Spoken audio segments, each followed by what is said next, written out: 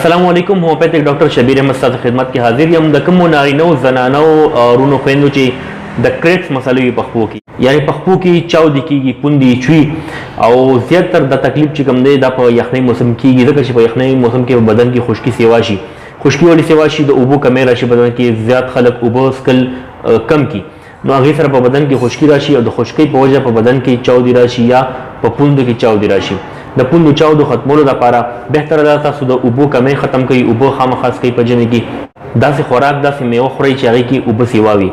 او که فرض تاسو دا مسله وي په خپو کې مو چاودې وي پوندې مو چاودلې وي نو زه تاسو لپاره یو ډېره بهترین ریمډي در کوم دا تاسو استعمال کړئ انشاءالله ډېر زیات بهترین رزلټ دی خو په شرط د دې چې د سره به اوبو استعمال داسې وکوئ چې بدن کې خشکي ختمه شي لومړي نمبر باندې چې کومه دوایي ده هغه تاسو ځان نوټ کړئ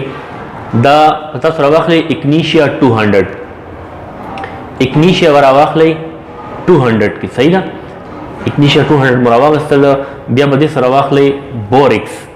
بورکس په بیا 200 کې راواخلئ دا دوه دوایانې شوې اکنیشیا 200 او بورکس 200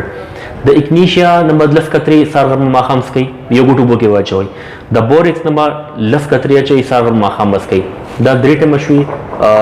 اکنیشیا او بورکس دا 200 کې به راواخلئ دې سره به ایکسټرنل یوز لپاره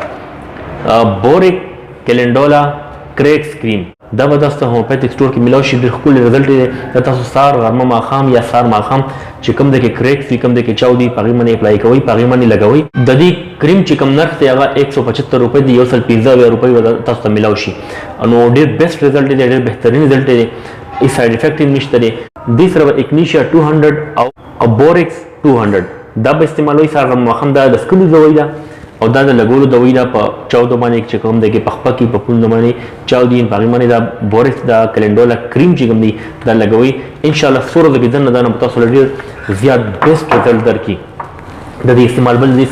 سایډ افیکټ نشته دی کوشش کوئ تاسو داسې خوراک کوئ چې هغې کې اوبه ډېر زیاتې وي او دا اوبو کمی ختم کړئ امید دی دا ویډیو به ستاسو خوښه شوې وي که ویډیو تاسو له فایده درکړي زما چینل ډاکټر شبیر پښتو سبسکرایب کړئ په یوټیوب باندې دا ویډیو خپل ملګرو سره شیر کړئ چې هغوی ته هم فایده ورسي زما دا دعا ده الله پاک دې ټوله ناروغو خلکو له ټولو بیمارانو له شفای کامله نصیب کړي سره زما خوشحاله اوسئ الله حافظ